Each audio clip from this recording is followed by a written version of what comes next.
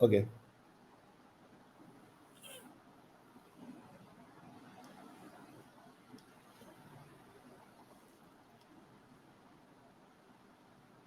Conducting shell actually होता क्या है?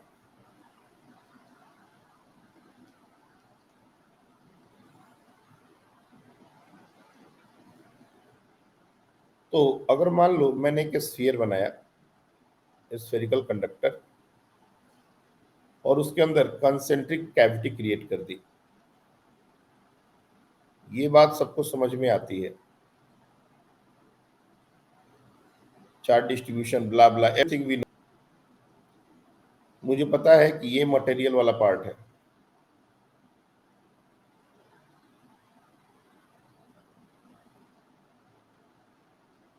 अगर मैं इस ए को बढ़ा दूं और बी से बहुत छोटा, मतलब सॉरी बी के जस्ट बराबर कर दो, क्या पॉइंट बोल रहा हूं मैं, if A is less than B but nearly comparable, A is almost equal to B, ऐसा मतलब ये ए जो है वो बी के लगभग बराबर कर दिया, थोड़ा सा छोटा किया, उसको बोलते हैं कंडक्टिंग शेल। तो जब भी कंडक्टिंग शेल की बात होती है तो हमने अपने को कैसे इसको देखना है, ये एक बार यहाँ पर डायग्राम से समझ लो। बार बार ये डायग्राम बनाना पॉसिबल होगा नहीं, क्योंकि जब मैं तीन तीन शेल बनाऊंगा तो छह छह सर्कल ड्रॉ करना दैट इज वेरी डिफिकल्ट। ये वॉल बहुत पतली है, बहुत ही पतली। इसका इनर रेडियस और आउटर रेडियस अलग अलग नहीं होता, इसको हम लोग बोल देते हैं आर। दो सरफेस होते हैं इसके, ये होता है इनर सरफेस,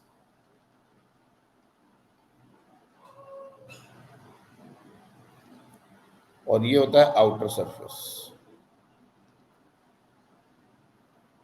तो जब भी कभी हम सेल की बात करेंगे, शेल, तो उसके दो सरफेसेस पर बात होगी, इनर सरफेस आउटर सरफेस।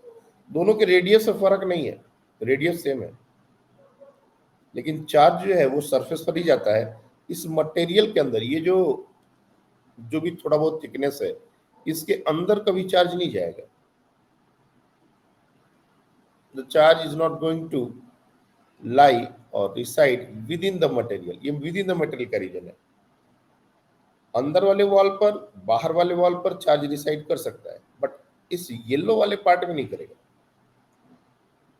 इसलिए जब भी शेल के क्वेश्चन आते हैं तो अपने को दिमाग में पहले ये फिगर होना चाहिए, और ये फिगर फर्क नहीं है, दोनों सेम ही है।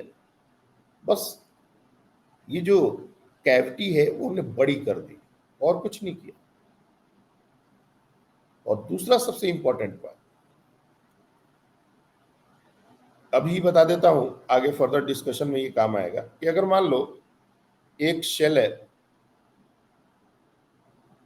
ये एक शेल है और एक दूसरा शेल है, ये दो शेल है, टू कंसेंट्रिक शेल्स।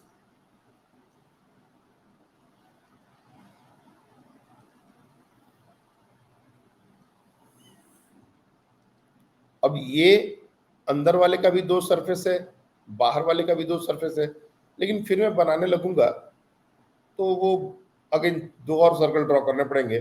मैंने एक शेल को ऑलरेडी ड्रॉ किया हुआ है, हर शेल को ऐसे ही देखना है, ये जो राइट में डायग्राम है ऐसे ही देखना है। मान लो किसी ने इन दोनों को कनेक्ट कर दिया लाइक दिस, एक स्विच से या एक वायर से इन दोनों को कनेक्ट कर दिया गया लाइक दिस, और स्विच को हम क्लोज कर देते हैं। क्या मतलब है इसका? अगर अंदर वाले का रेडियस मैं ए ले लो, बाहर वाले का रेडियस बी ले लो, और इन दोनों को एक स्विच से कनेक्ट किया, तो ये जो डायग्राम है ये एग्जैक्टली यही डायग्राम है। एक वायर से एक स्विच से कनेक्ट करना या पूरे रीजन में कंडक्टिंग मटेरियल भर देना, ये दोनों एक जैसी बात है। देखने में ये अलग दिख सकता है बट है ये यही। एक वायर से ज्वाइन करो या हर जगह वायर लगा दो या पूरा रीजन को मटेरियल से भर दो, इसमें कोई फर्क नहीं है। तो अपने को ये बेसिक बातें समझ में आनी चाहिए। इसके बाद ही कोई डिस्कशन का थिंकिंग डेवलप हो पाएगा। अब जो भी कल हमने चीजें पढ़ाई है उसी का एप्लीकेशन होता है कंसेंट्रिक शेल वाले क्वेश्चन। बहुत ही सिंपल सिंपल तरीके से हमारा ये पूरा का पूरा पार्ट सॉल्व होगा। तो मैं पहले ही 3 कंसेंट्रिक शेल लेके चलता हूँ, या चलो दो दो लेके चलो, 2 कंसेंट्रिक शेल्स।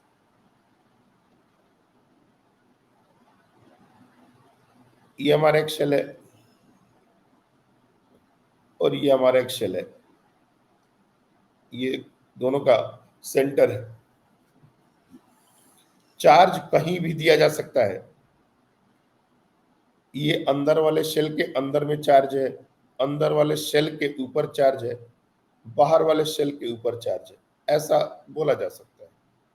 जैसे मैं इसके रेडियस को हमेशा ए से डिनोट करूंगा, इसके रेडियस को हमेशा बी से डिनोट करूंगा, अंदर वाले के चार्ज को क्यू ए से डिनोट करूंगा और बाहर वाले चार्ज को क्यू बी। ये नेट चार्ज है।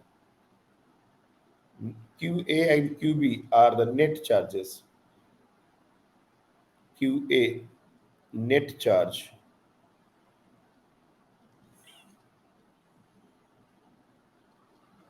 given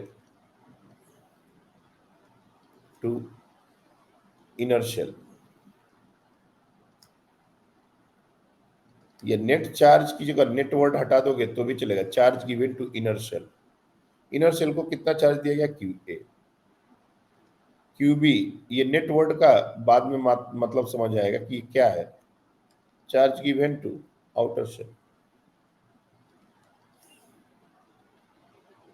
रेडियस तो क्लियरली समझ में आ रहा है। अब टोटल 4 सरफेस है। हमसे पूछा जाता है फाइंड द चार्ज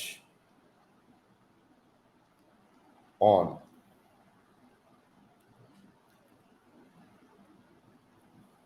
अब इनर सरफेस, इनर शेल का इनर सरफेस, इनर शेल का आउटर सरफेस। क्या क्या क्वेश्चन पूछे जा सकते हैं? Inner surface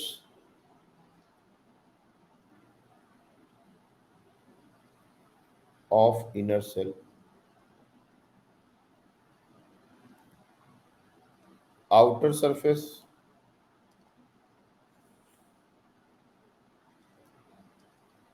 of inner shell,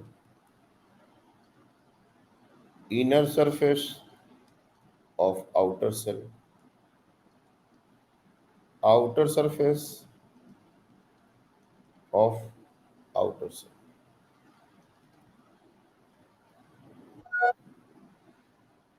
अभी डाउट? हाँ बोलिए, किसने बेल बजाया?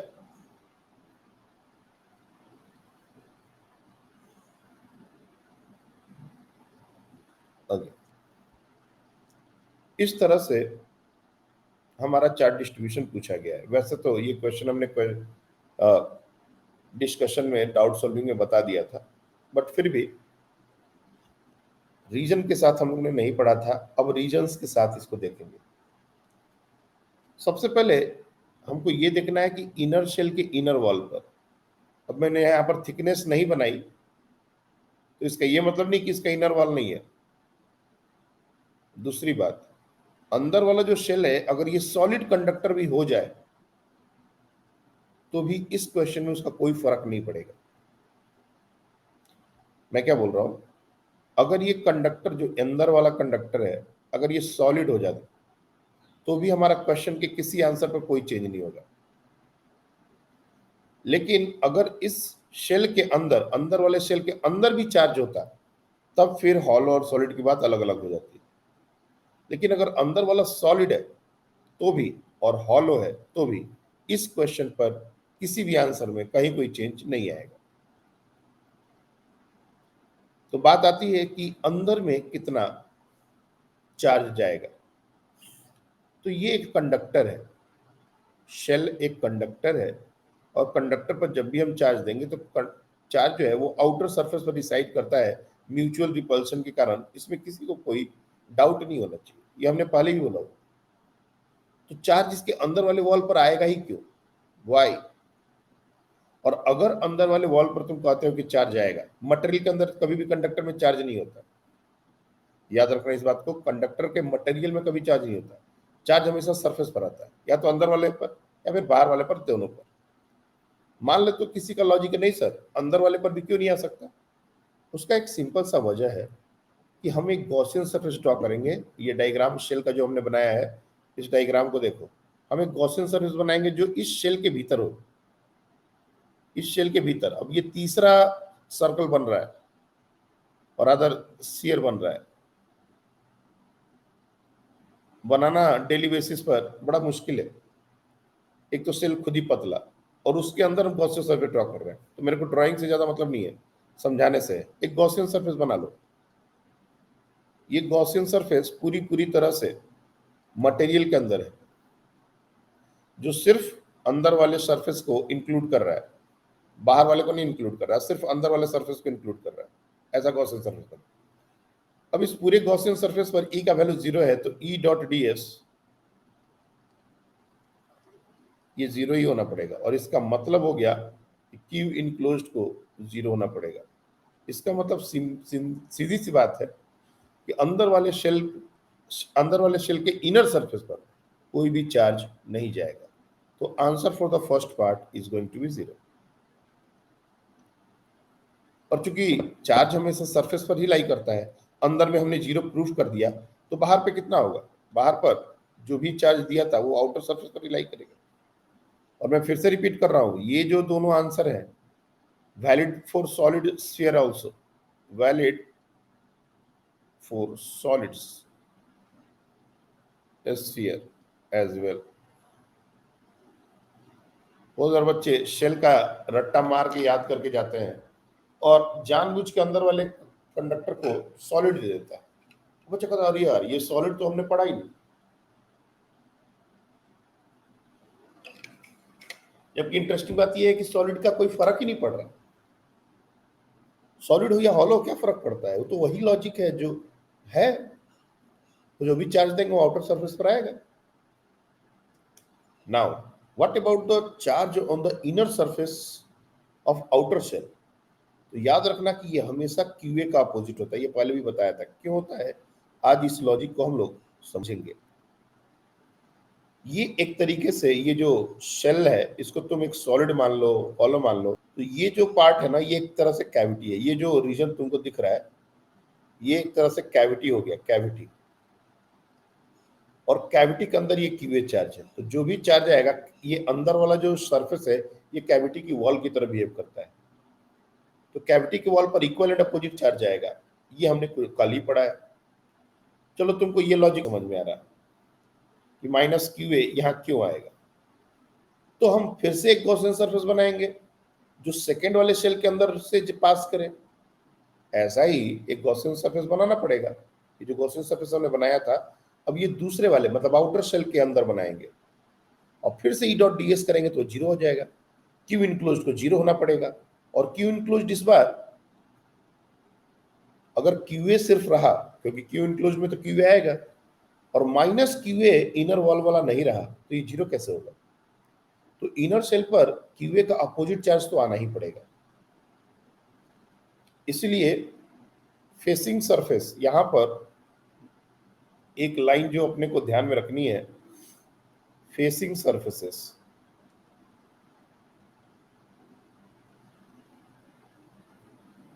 always have equal and opposite charges.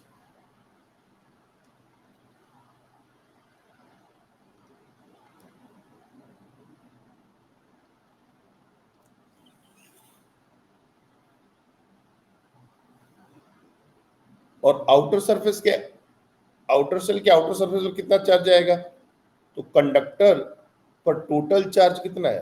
Conductor पर टोटल चार्ज और नेट चार्ज क्यूबी है, और क्यूबी में से माइनस क्यूए अंदर आ गया, तो आउटर सेल पर क्यूबी तो नहीं रह पाएगा, क्योंकि दोनों को जब तुम कंबाइंड करोगे और ऐड करोगे तो ये क्यूबी के बराबर नहीं हो सकता। क्यूबी टोटल चार्ज है, लेकिन उसमें से माइनस क्यू अंदर आ गया तो बाहर में प्लस क्यू बी, ताकि बाहर का चार्ज और अंदर का चार्ज ऐड किया जाए तो ये वापस से उतना ही चार्ज बने जितना पहले था। तो हमारा हो जाएगा आउटर शेल पर Q A plus Q B. इसलिए बोला जाता है कि कैविटी में कभी भी कोई चार्ज देंगे तो ऑटोमेटिकली वो सरफेस पर ही आ जाता है। इनडायरेक्टली, डायरेक्टली, जो भी समझो, लेकिन जो भी हम कैविटी के अंदर चार्ज देते हैं वो आउटर सरफेस पर ही आ जाता है। ये पहले भी हमने देखा था। हमारा कंडक्टर पर पहले से चार्ज है या ना है या नहीं है, उससे कोई ज्यादा फर्क नहीं पड़ता। कैविटी के अंदर जो भी चार्ज देंगे वो आउटर सरफेस पर आएगा ही आएगा। अब ये हो गया चार्ज डिस्ट्रीब्यूशन। अब बात करते हैं हम लोग फील्ड की। हम लोग अलग अलग पॉइंट ले सकते हैं और वहां पर फील्ड का वैल्यू क्या होगा, कंट्रीब्यूशन उसके क्या क्या होंगे वो सब भी देख सकते हैं, पोटेंशियल्स क्या होंगे वो सब भी देख सकते हैं। और ये दो शेल से ही लगभग सारा शेल का कॉन्सेप्ट अपना क्लियर हो जाना है। ध्यान से डिस्कशन को सुनो, रिलेट करो। अगर जो बच्चा सोचना बंद कर देगा, सच बता रहे हैं, ये पूरा 2-3 दिन 4 दिन का जो भी लेक्चर चलने वाला है 31 के पहले तक का, ये पूरा का पूरा बोरिंग लेक्चर हो जाएगा। और जो बच्चा इस पूरे को रेट कर करके काम कर करके आएगा, उसके लिए ये बेस्ट क्लासेस होंगी इलेक्ट्रोस्टैट्स की। तो इसलिए अपने को पढ़ पढ़ के आना है। बहुत सारा काम मैंने ऑलरेडी डीपीपी जो डाले हैं ना, वो बहुत ही अलग लेवल के क्वेश्चन है उसमें, और उसको करने के लिए बहुत ही साउंड अंडरस्टैंडिंग चाहिए होगी, तभी जाके क्वेश्चन बनेंगे, नहीं तो पता ही नहीं चलेगा को करेंगे कैसे। तो मैं 3-4 पॉइंट्स ले लेता हूं। इस डायग्राम में दिखाना पॉसिबल नहीं है, मैं एक और डायग्राम बना लेता हूं। यहां पर देखो,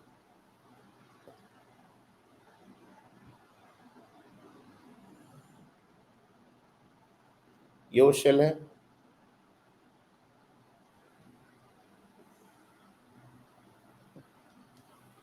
ये दूसरा वाला है,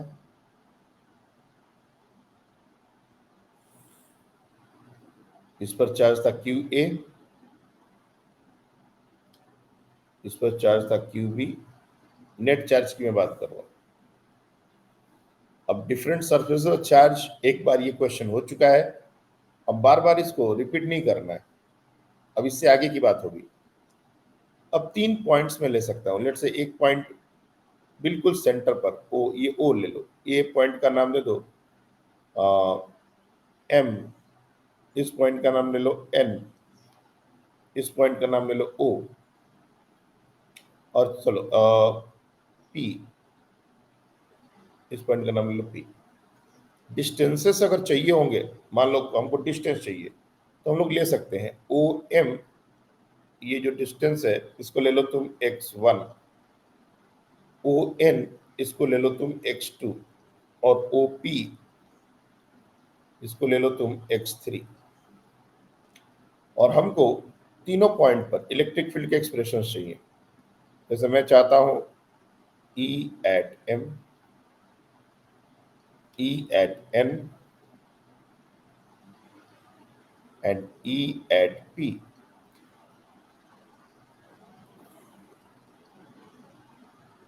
अब कंट्रीब्यूशन के साथ लिखेंगे।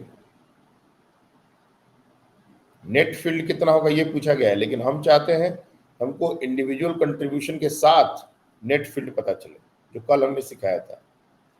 वापस से अगर हम जाएं तो देखेंगे कि इनर सरफेस के इनर शेल पर तो कोई चार्ज है ही नहीं, और जब चार्ज ही नहीं तो इसके कारण फील्ड कैसे बनेगा।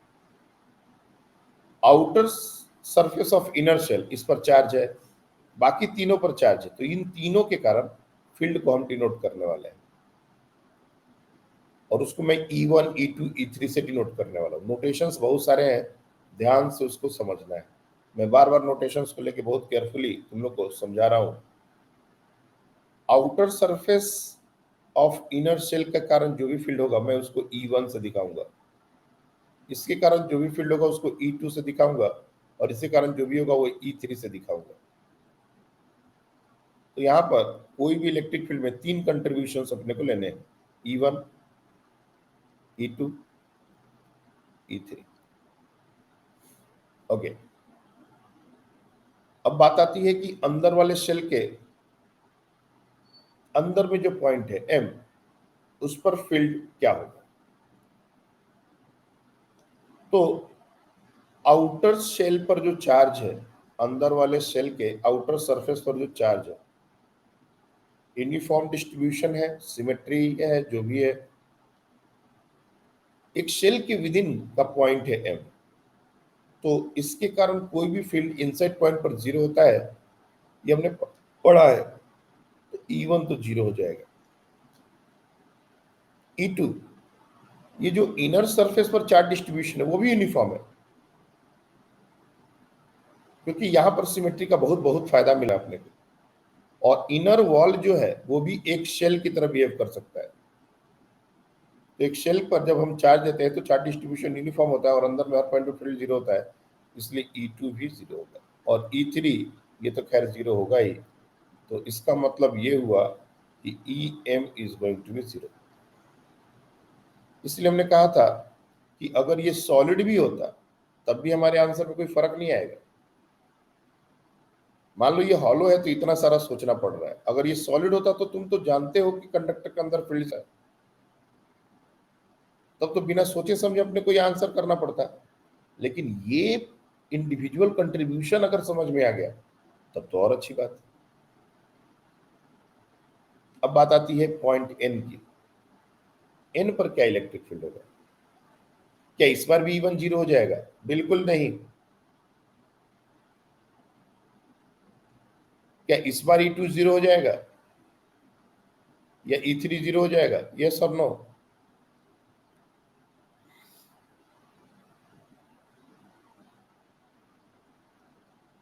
तो याद रखना कि E2 और E3 इस बार भी जीरो होंगे। Again the logic is very same. Shell का इनसाइड पॉइंट है, इसलिए फील्ड जीरो होगा, लेकिन E1 जीरो नहीं होगा। इसके लिए ये आउटसाइड पॉइंट है, और आउटसाइड पॉइंट के लिए शेल पर जो भी चार्ज है वो सेंटर पर कॉन्सेंट्रेटेड ऐसा बिहेव करता है। शेल थ्योरम ये हो जाएगा KQA बाई ON। ON का वैल्यू है x2 का स्क्वायर, यानी कि net field at N will be KQA by x2 का square, and this is a variable field. ये हमारा कांस्टेंट फील्ड नहीं है।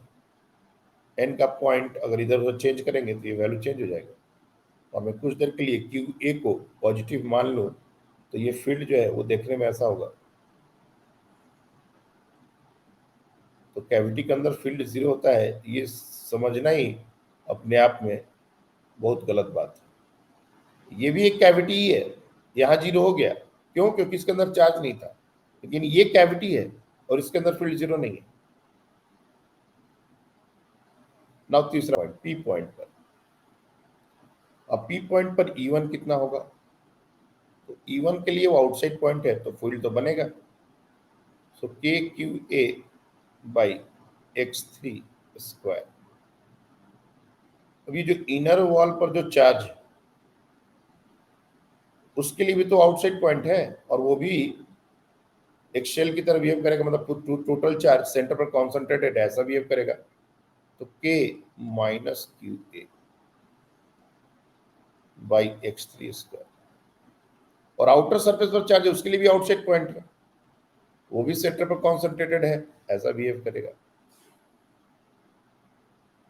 तो आउटर सरफेस पर जो चार्ज है वो QA प्लस QB है, सॉरी,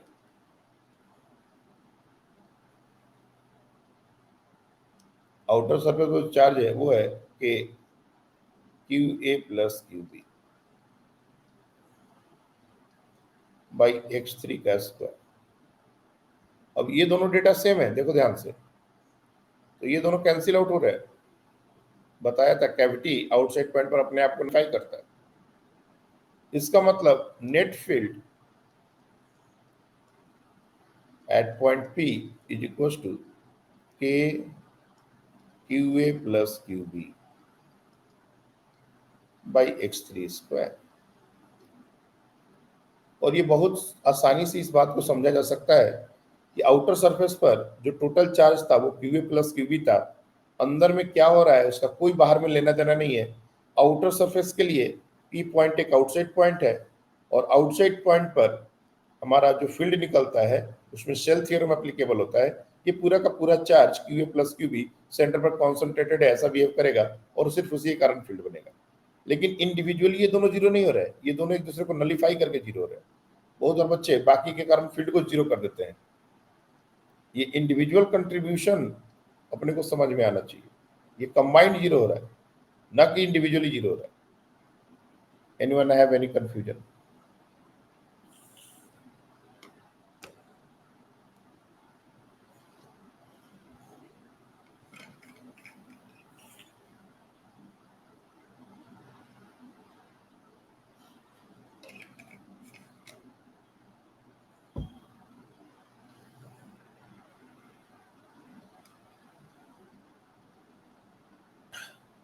ओके, अब बात आती है पोटेंशियल की।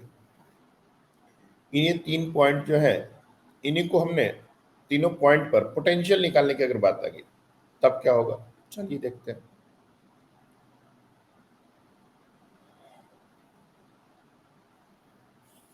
Potential at point M, potential at point N, potential at point P. इसमें भी तीनों कंट्रीब्यूशंस V1, V2, V3 ये देखने पड़ेंगे। और जब भी हम पोटेंशियल लिख रहे हैं तो हम इन्फिनिटी को जीरो लेके लिख रहे हैं, इस बात को भूलना मत। मैं एवी इसको रिपीट नहीं कर रहा, क्योंकि क्लास में एक जेई की बच्ची बैठी है और उसके लिए एक एक वर्ड इंपॉर्टेंट है। भले ही तुम लोग के लिए तुम्हारा क्वेश्चन उतना मतलब पिन पॉइंट नहीं होता, लेकिन जेई के क्वेश्चन वैसे होते हैं। इसलिए मैं जब भी बात पोटेंशियल में जब भी लिखूंगा किसी भी पॉइंट पर, तो मेरे दिमाग में ये बात चलना चाहिए कि ये रेफरेंस लिया गया इन्फिनिटी को जीरो, क्योंकि वो धीरे से रेफरेंस चेंज करेंगे और कहानी बदल जाएगी। रेफरेंस कैसे चेंज करना है ये हमने आपको सिखा दिया है। इसलिए रेफरेंस को भी अगर चेंज किया जाए तो भी हम पोटेंशियल लिख सकते हैं। खैर, पहले हम एम पॉइंट पर, एन पॉइंट पर, पी पॉइंट पर, इन तीनों पर पोटेंशियल लिखेंगे। कुछ नॉर्मल बातें जो डायरेक्टली अपने को समझ आ रही है वो ये है कि अंदर वाले रीजन में, मतलब within the inner shell, कोई भी इलेक्ट्रिक फील्ड नहीं है। और जब इलेक्ट्रिक फील्ड नहीं है तो पोटेंशियल जो भी होगा कांस्टेंट होगा, क्योंकि पोटेंशियल वेरिएबल होने के लिए E dot D R non zero होना पड़ेगा। और E dot D R zero, यहाँ पर ई जीरो है तो E dot D R zero ही है, इसका मतलब पोटेंशियल डिफरेंस नहीं होगा। मतलब जो भी ओ पॉइंट का पोटेंशियल होगा, जो भी एम पॉइंट का पोटेंशियल होगा, जो भी उस अंदर में जो भी पॉइंट ले लो, इवन कोई पॉइंट अगर शेल पर ले लें, चलो मान लो एक और पॉइंट हमने ले लिया शेल के ऊपर, ये पी क्यू आर ले लो, चलो ठीक है आर ले लो, ये आर पॉइंट है शेल के ऊपर। तो आर पॉइंट हो, एम पॉइंट हो, ओ पॉइंट हो, इन सब पर पोटेंशियल सेम होंगे। रीजन बहुत सिंपल है, फील्ड ही जीरो है अंदर में, ये तुमने देख लिया। तो वी एम बोलो या वी ओ बोलो या वी आर बोलो, ये तीनों का वैल्यू नेट पोटेंशियल सेम रहने वाला है। अब मैं वी पर पोटेंशियल इंडिविजुअल कंट्रीब्यूशन लिख रहा हूं, क्या क्या होगा। तो outer inner surface, inner shell का आउटर सरफेस पर जो चार्ज है वो एक शेल की तरह बिहेव करेगा, और उसके कारण पोटेंशियल के क्यू बाई आर होता है, मुझे पता है। तो मैं डायरेक्टली लिख रहा हूँ, अगर कंफ्यूजन हो तो तुम लोग बोलना, क्योंकि डायग्राम ऊपर चला गया है। तो ध्यान से देखो, यहाँ पर पहला कंट्रीब्यूशन में लिख रहा हूँ के क्यू ए बाई ए। दूसरा, क्योंकि ये अलजेब्रिक सम होता है तो डायरेक्टली ऐड करना ज्यादा अच्छा है, K minus Q A by B, K Q A plus Q B by B. अब तुम ध्यान से देखोगे कि ये जो K minus Q A by B और K Q A by B, ये दोनों कैंसिल आउट हो जाएंगे, और जो आएगा वो के क्यू ए बाई ए के क्यू बी बाई बी, मतलब पोटेंशियल में अपने को इंडिविजुअल कंट्रीब्यूशन लिखने की जरूरत नहीं है। मतलब अलग अलग सरफेस के कारण पोटेंशियल लिखने की जरूरत नहीं है। हम चाहें तो डायरेक्टली लिख सकते हैं नेट चार्ज के बेसिस पर, लेकिन ये बात शेल के लिए ही है। अगर हमारा इनर और आउटर रेडियस सेम नहीं होगा तो यहाँ पर ये जो बी हमने लिख दिया है, जो आउटर सेल का इनर सरफेस का रेडियस हमने बी लिख दिया है, अगर थिकनेस ज्यादा होती तो ये बी नहीं होता, तो कैंसिल आउट नहीं होता। तो शेल के केस में ये हमेशा कैंसिल आउट होते हैं, लेकिन अगर थिक कंडक्टर दे दिया तो ये कैंसिल आउट नहीं होंगे, फिर इंडिविजुअल कंट्रीब्यूशन की तरह ही सोचना पड़ेगा। वी एन, वी एन कैसे लिखे? तो ये आउटसाइड पॉइंट है। आउटसाइड पॉइंट पर अपने को पता है K Q A by V N का हो जाएगा x2, एक मिनट, के माइनस क्यू ए, एक मिनट,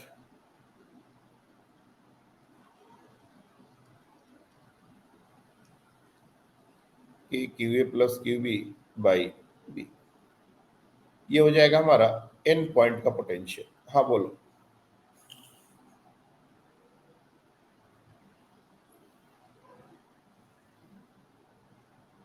अरे राम, स्क्रीन नहीं दिख रही क्या?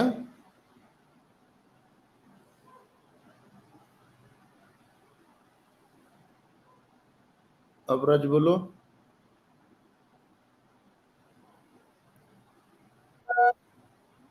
अब बोलो।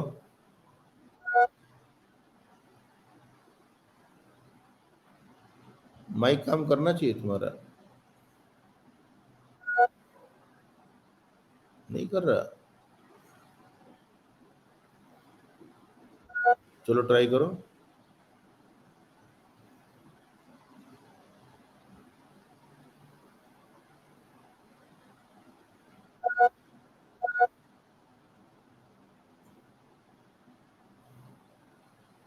अच्छा, स्क्रीन नहीं दिख रही। ओके। कैसे करें फिर? नए नए इश्यूज कैसे आ रहे हैं? हम्म।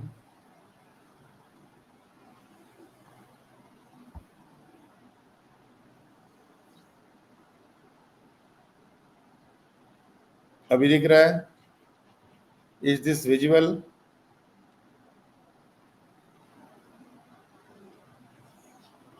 ये जो लिख रहे हैं ये दिख रहा है?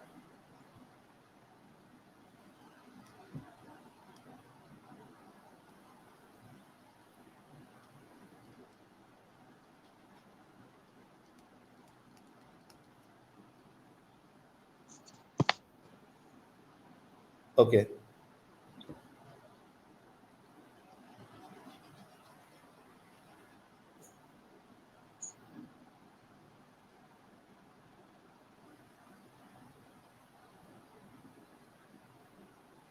Now the screen is visible.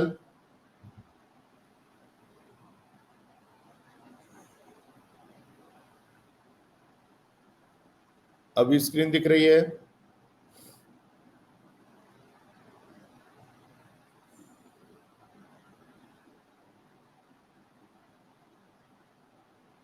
दिख रहा है?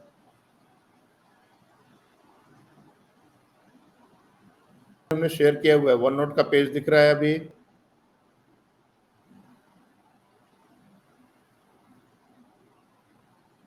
ओके।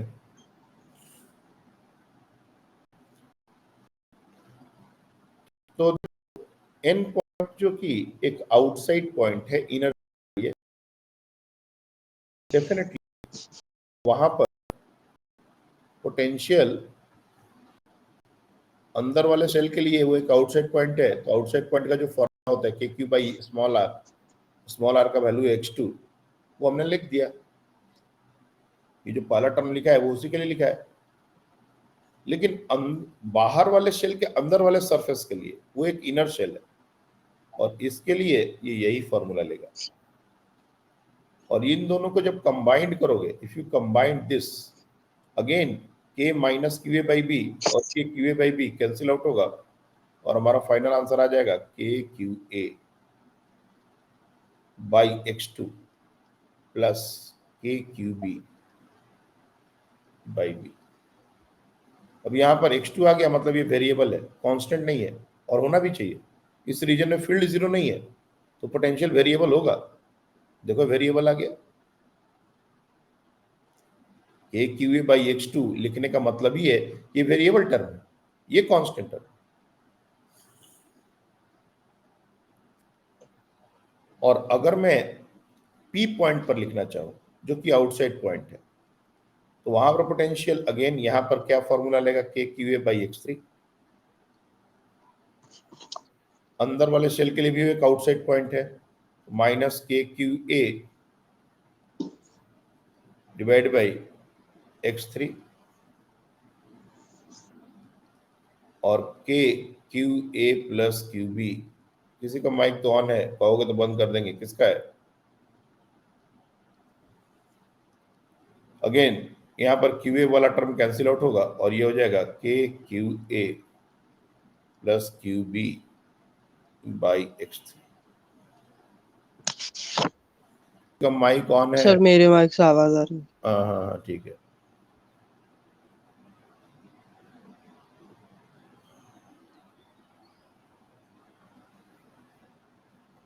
चलिए,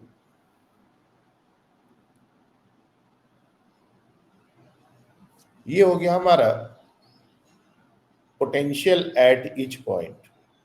अगर एक पॉइंट हमने शेल पर ही रखा होता, दूसरे वाले शेल पर, जैसे मैंने आर रखा है, ऐसा एक पॉइंट में आउटर शेल पर रखता हूं और इसको लिखता हूं एस, ये पॉइंट है एस, इसका पोटेंशियल क्या होगा?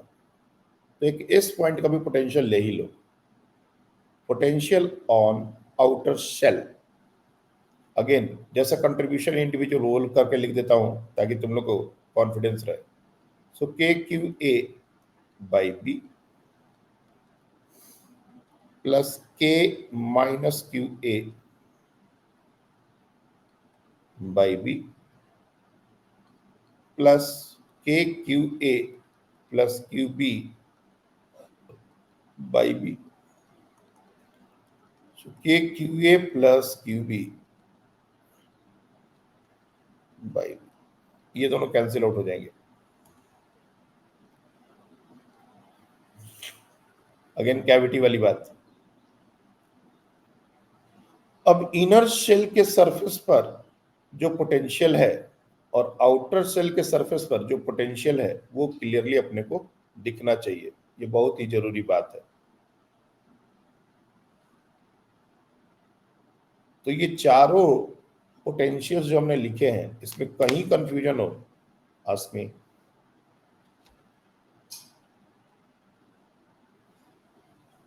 अभी पूछ सकते हैं आप लोग।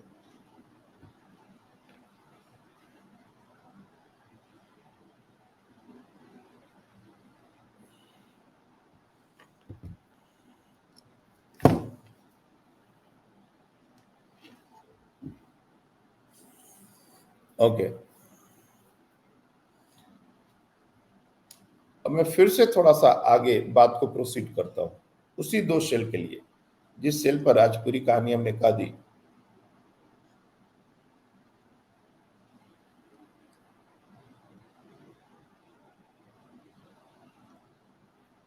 इसका रेडियस है ए, इसका रेडियस है बी, इस पर चार्ज दिया था क्यू ए और इस पर चार्ज दिया था क्यू बी। मैं बार बार सिर्फ नेट चार्ज दिखा रहा हूं, उसका ये मतलब नहीं है कि अलग अलग सरफेस पर चार्ज डिस्ट्रीब्यूशन क्या होगा ये बार बार बताने की जरूरत है, ये पहले हो चुका, पहला ही डिस्कशन हो चुका है। अब मैं जो उसके आगे आगे की अब चीजें आ रही हैं, अब मैं हर बार अंदर वाले सरफेस पर आउटर वाले सरफेस पर ऐसा लिखने लगूं तो फिर गंदगी फैल जाएगी, फिर कोई भी बात समझ नहीं आएगी। नेट चार्ज में दिखा रहा हूं, अंदर वाले शेल का पोटेंशियल मैंने वी ए से डिनोट किया। सपोज इसका पॉइंट हमने कैपिटल ले लिया, ऑलरेडी हमने ये काम किया हुआ है लेकिन अब थोड़ा सा स्टैंडर्ड फॉर्म में कर रहे हैं। तो अपने को V A we want to write VA, and that is KQA by A plus KQB by B.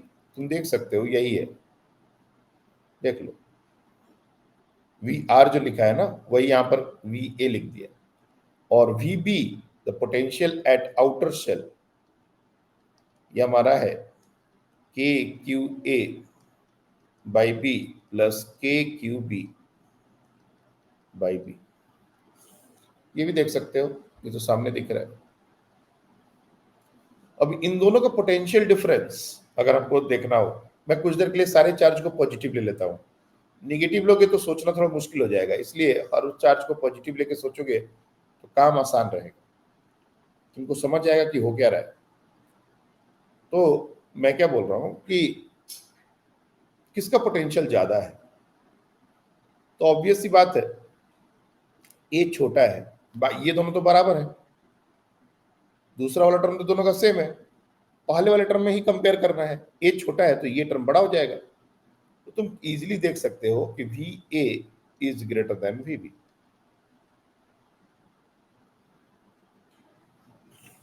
और इन दोनों के बीच का पोटेंशियल डिफरेंस कितना है, that is very very important.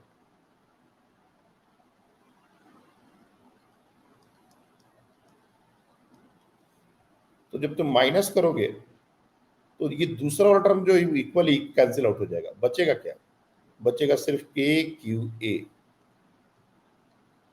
1/a minus 1/b, ये बच जाएगा। और सबसे इंटरेस्टिंग बात जो इसमें अपने को पता चलता है कि जो पोटेंशियल डिफरेंस होता है that only depends on the charge on inner shell.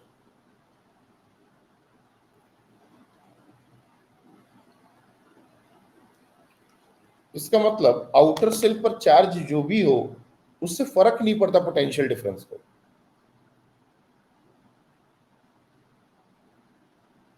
QB की जगह QC होता, 2Q होता, 5Q होता, 10Q होता, कुछ भी होता, तो पोटेंशियल डिफरेंस इन दोनों के बीच का हमारा चेंज नहीं होता। अब मान लेते हैं कि हमने एक चार्ज डिस्ट्रीब्यूशन दो सेल का दिया, ऐसा कुछ भी, एक एग्जांपल के लिए यहाँ पर, क्योंकि इस क्वेश्चन में चाहे मैं कितनी बार भी इसको अलग अलग तरीके से बता दूं, जब एग्जाम में आता है तो बच्चा गलत कर ही देता है, मुझे नहीं समझ आता कि इसमें और अब क्या करें। यहाँ पर मान लो 2 कूलम चार्ज है और यहाँ पर मान लो 5 कूलम चार्ज, रेडियस क्या है ये सब बताने की जरूरत नहीं है, और अभी बोला गया है कि इन दोनों शेल का पोटेंशियल डिफरेंस 10 वोल्ट है। Potential difference between two shells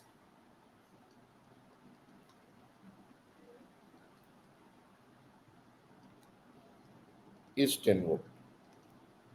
अब क्वेश्चन में दिया गया कि एक एडिशनल चार्ज 3 कूलम का आउटर सेल को दे दिया गया, an additional charge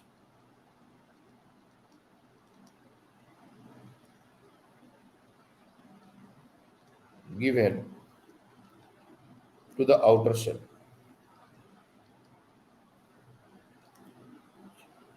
of 3 coulomb. Now find the potential difference.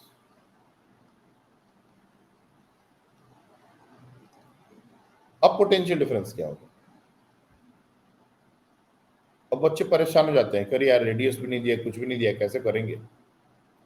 तब ये कॉन्सेप्ट काम आता है कि दो शेल के बीच का पोटेंशियल डिफरेंस सिर्फ और सिर्फ अंदर वाले शेल पर जो चार्ज है उसी पर डिपेंड करता है, और ये चार्ज तो चेंज हो नहीं रहा।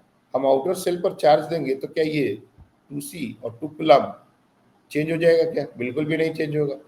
और जब चेंज ही नहीं होगा और पोटेंशियल डिफरेंस उसी बात पर ही डिपेंड करता है, तो नया पोटेंशियल डिफरेंस अभी भी 10 वोल्ट ही हो जाएगा, बिल्कुल भी सोचना ही नहीं है।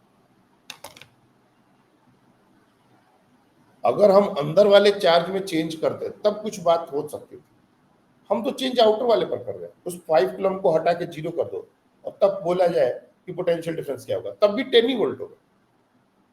उस 5 कूलम पर तो डिपेंडेंसी है ही नहीं, तो तुम उसको रखो, हटा दो, कुछ और दे दो, माइनस चार्ज कर दो, do anything you want, the potential difference is always going to be 10 volt. Am I clear?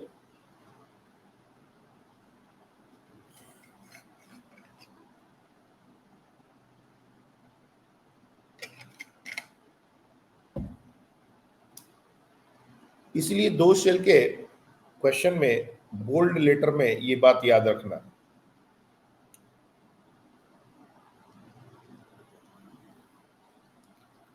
Potential difference only depends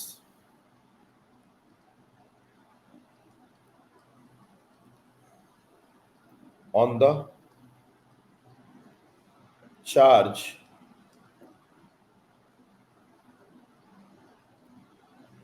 on inner shell। ये एक बहुत ही इंपॉर्टेंट स्टेटमेंट है, इसको भूलना नहीं है।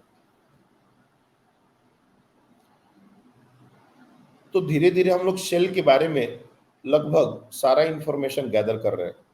अब एक और बात आती है कि अच्छा सर, चलिए समझ में आता है कि इस शेल को हमने क्यूए चार्ज दिया, तो वही डायग्राम दोबारा।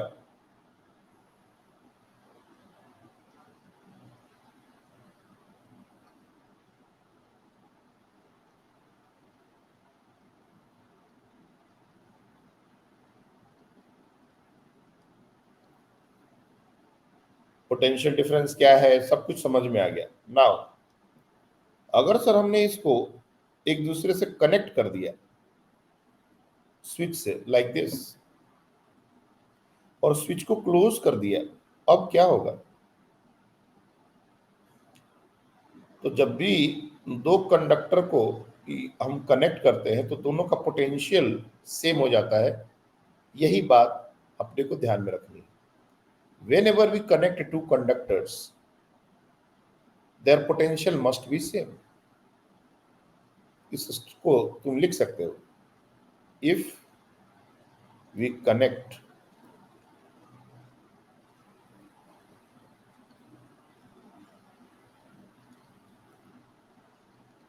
two conductors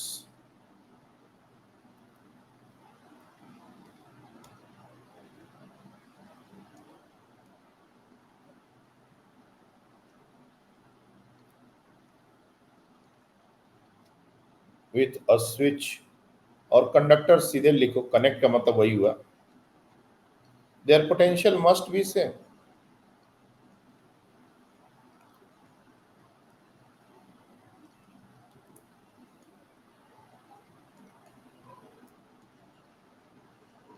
पोटेंशियल सेम होने का मतलब क्या है? इसका मतलब है potential difference zero. Other words में इसको समझा जाए तो डेल्टा भी जीरो।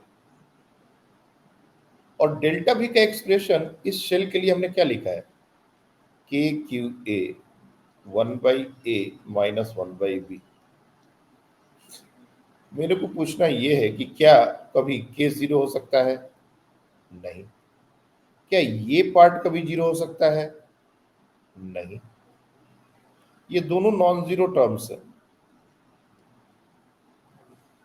लेकिन अगर इसको कंबाइंडली जीरो करना है तो सिर्फ एक ही तरीका है, क्यू ए को जीरो करना। और क्यू ए को जीरो करने का मतलब क्या है? अंदर वाले सेल पर जो भी चार्ज होगा वो आउटर सेल पर चलाएगा। यानी कि जैसे ही स्विच को क्लोज करेंगे, the final distribution of charge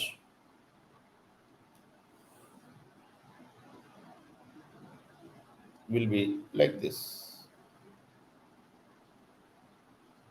अगर हमने ऐसे ज्वाइन कर दिया तो अब यहां पर हो जाएगा Q A plus Q B, और अंदर में कुछ नहीं। मैंने कहा था, ये ऑलरेडी आज के डिस्कशन में बताया था कि जब भी एक शेल, दो शेल है, उसको एक वायर से ज्वाइन करने का मतलब है ये पूरा कंडक्टिंग मटेरियल से भर देना। एक वायर से ज्वाइन करना या पूरे मटेरियल को कंडक्टिंग मटेरियल से भर देना, इसमें कहीं कोई दो राय नहीं। और कोई भी ये कंडक्टर है और उस पर चार्ज दिया जाए तो चार्ज कहाँ रिसाइड करेगा? आउटर सरफेस में तो रिसाइड करता है, अंदर में कैसे क्यों जाएगा? उस रीजन से भी अपने को ये बात समझ में आ जाएगी। तो this is the how charge look like. और यहाँ पर कोई चार्ज नहीं होगा, अंदर में कोई चार्ज नहीं, ये तो पहले से ही नहीं था। अंदर वाले शेल के अंदर सरफेस पर तो चार्ज है ही नहीं। तो ये हमारा चार्ज डिस्ट्रीब्यूशन हो जाएगा अगर हमारा 2 शेल रहा तो। आई बात समझ में? Anyone have any confusion? Raise your hands.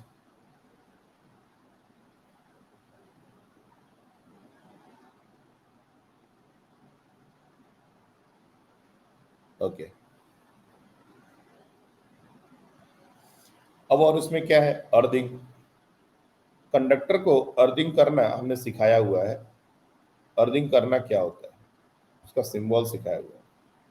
जैसे मान लो, अगेन सेम चीज, मैं एक ही क्वेश्चन को लेके आगे बढ़ता जा रहा हूं ताकि तुम लोग को समझने में दिक्कत ना हो। वही शेल, वही डेटा, सब कुछ से।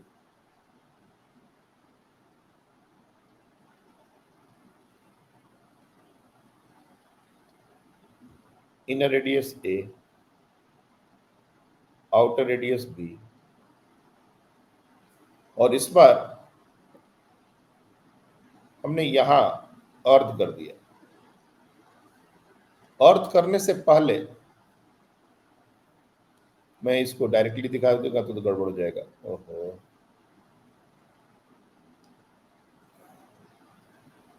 ये अर्थिंग जो है ना, ये बाद में की गई है। चार्ज पहले दिया गया। चार्ज जो है Q A and Q B, ये पहले से दिया हुआ था और ये अर्थिंग बाद में की गई। यहाँ पर कहो तो एक स्विच लगा देते हैं, वो ज्यादा लॉजिकल हो जाएगा। और जब हम स्विच को क्लोज करेंगे तो क्या होगा? यहाँ पर कॉन्सेप्ट है,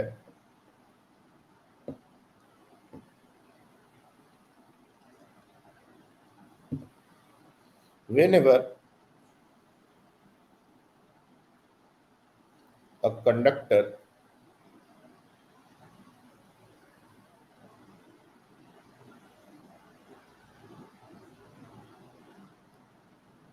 is earthed,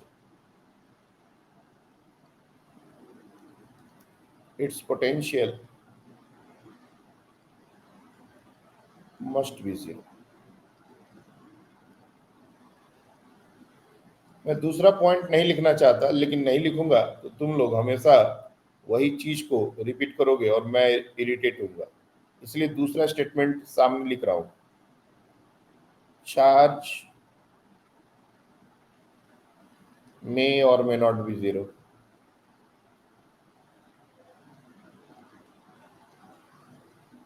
बच्चों के दिमाग में और जैसे ही किया चार्ज जीरो हो जाएगा, पता नहीं ये कॉन्सेप्ट कौन डाल देता है। आइसोलेटेड कंडक्टर के लिए ये बात सही है। एक कंडक्टर है, उसके आजू बाजू में कुछ भी नहीं है और उसको हमने अगर अर्थ कर दिया तो उसका सारा चार्ज अर्थ में चला जाएगा, ये बात बिल्कुल सही है।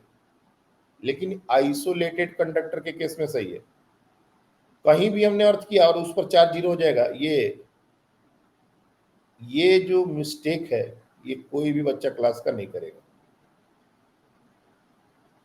कहीं पर भी अर्थिंग होती है तो एक ही स्टेटमेंट जो हमेशा ट्रू है, और वो है पोटेंशियल का जीरो होना, कुछ और नहीं। जबरदस्ती चार्ज को जीरो करने के चक्कर में मत रहो। दूसरा, जिस शेल को हमने अर्थ किया है उस पर चार्ज का कंजर्वेशन होल्ड नहीं करेगा, क्योंकि अब वो अर्थ से कनेक्ट हो चुका है और अर्थ हमारा infinite source and sink for the charge है। इसलिए charge on that shell will not be conserved.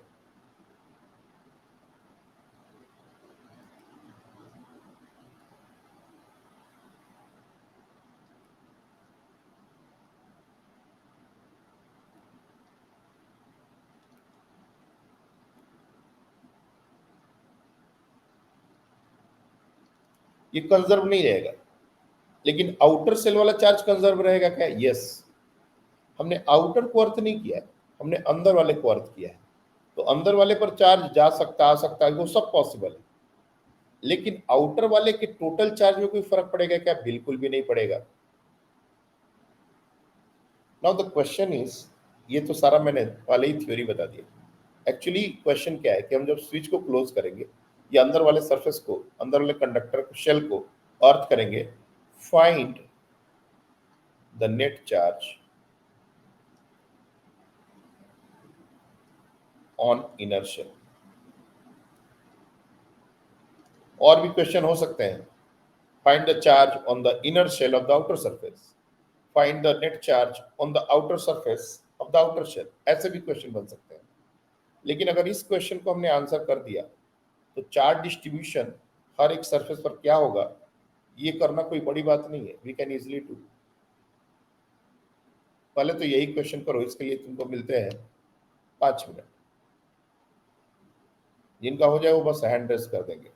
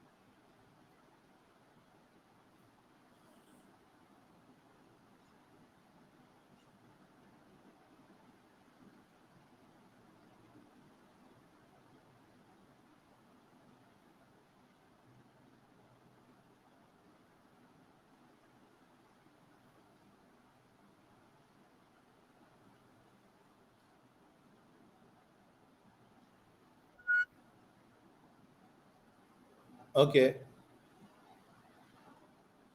Vraj ने हैंड रेस किया है, बाकी बच्चे भी ट्राई करें। क्योंकि आंसर लेना पॉसिबल नहीं है, फिर से माइक का इश्यू आएगा, तो मैं फाइनल आंसर सॉल्व करके निकालूंगा और तुम लोग को देखना है किसके किसके आंसर्स मैच कर गए। लेकिन अभी बाकी बच्चों को कोशिश करना बाकी है, ऐसा नहीं चलेगा कि एक बच्चा करके बैठ जाए और बाकी बच्चे सोचते रह जाए। Do it. ओके,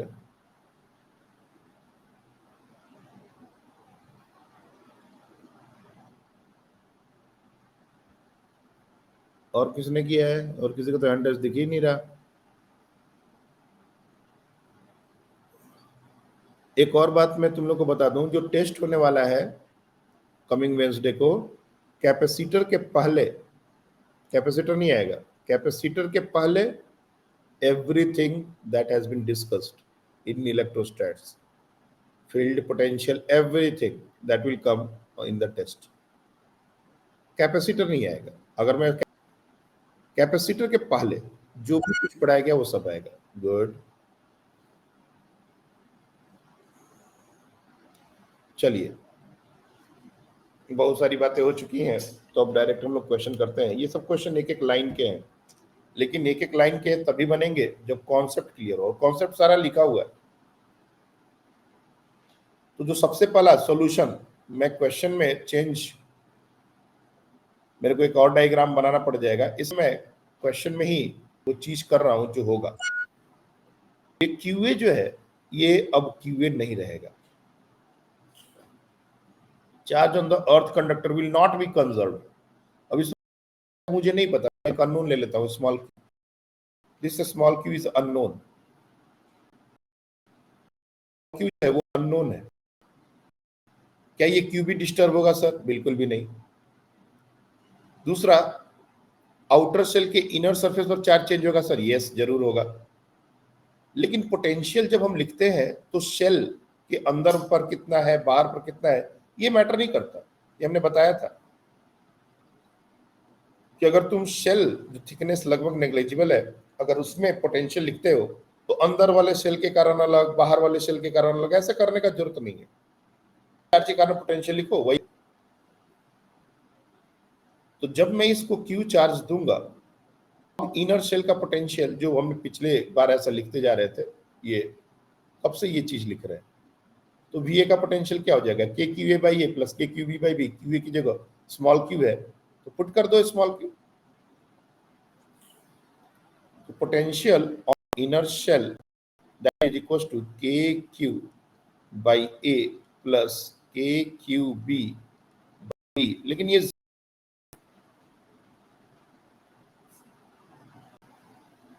बस बचा ही नहीं, एक लाइन का ही तो क्वेश्चन था ये। तो simply Q is equal to minus Q by B into,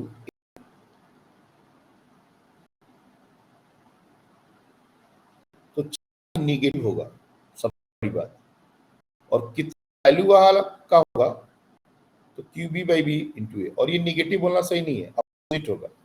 Q B जो चार्ज है उसका अपोजिट नेचर का चार्ज। अगर क्यू बी पॉजिटिव है तो स्मॉल क्यू निगेटिव, अगर क्यू बी निगेटिव होता तो ये क्यू पॉजिटिव रहता।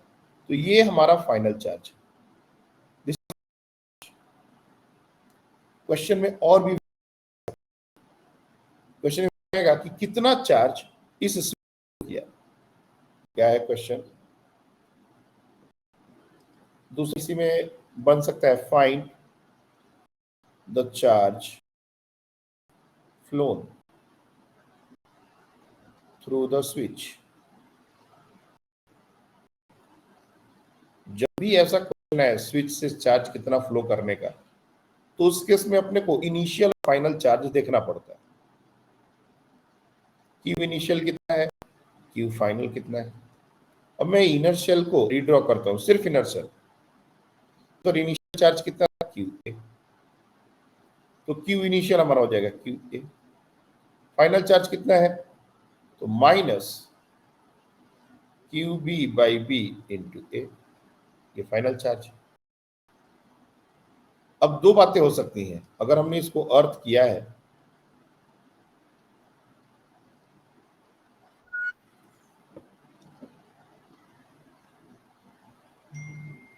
तो कितना चार्ज इससे अर्थ में गया, ऐसा हो सकता है।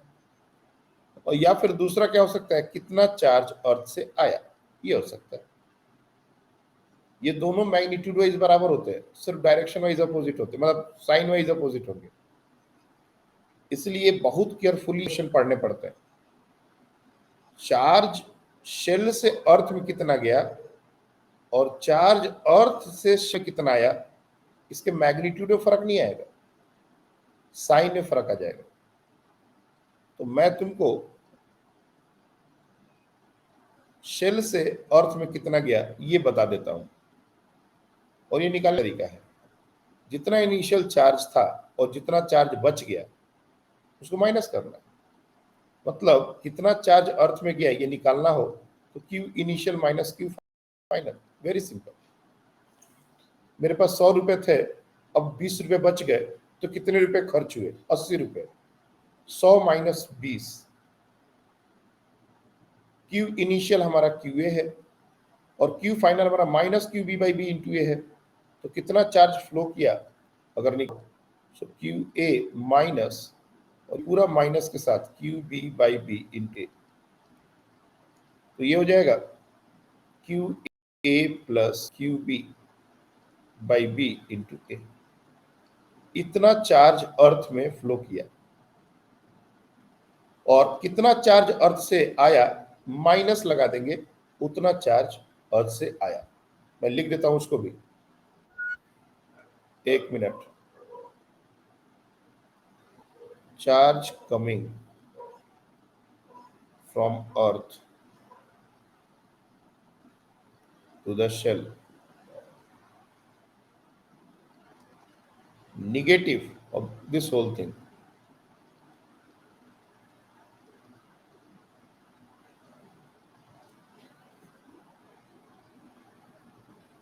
अब बोलिए किसका डाउट है।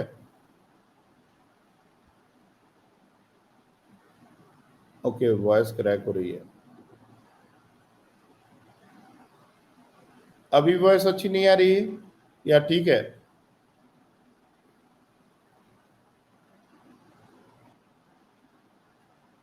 वॉइस ठीक है या अभी भी वॉइस क्रैक हो रही है?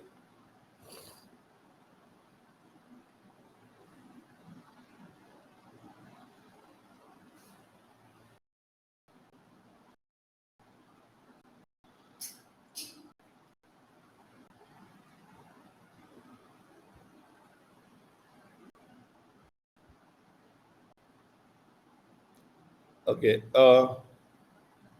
क्रैक हो रही है तो ठीक है, अपन यहीं पर रुकते हैं। डिस्कशन में कोई भी कंफ्यूजन और डिस्टरबेंस नहीं चाहिए। अपन यहीं पर रुकते हैं इसको। जितना कॉन्सेप्ट सिखाया है उसके बेसिस पर डीपीपी सॉल्व करने स्टार्ट कर दीजिए। अपने मॉड्यूल के दोबारा लगाइए।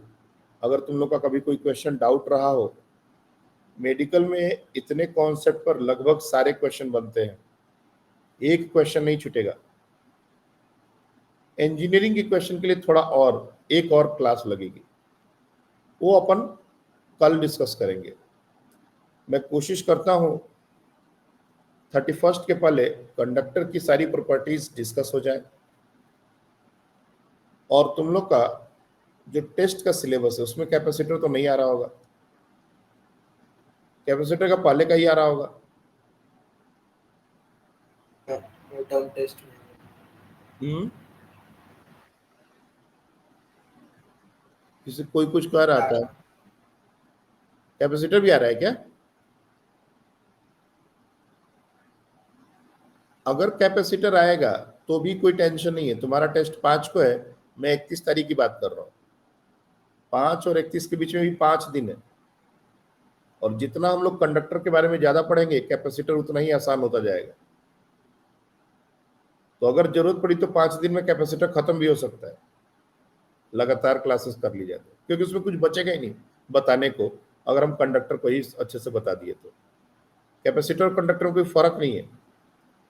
इसलिए टेस्ट का जो बर्डन है उसको लेकर दिमाग पर चलने का कोई मतलब नहीं है।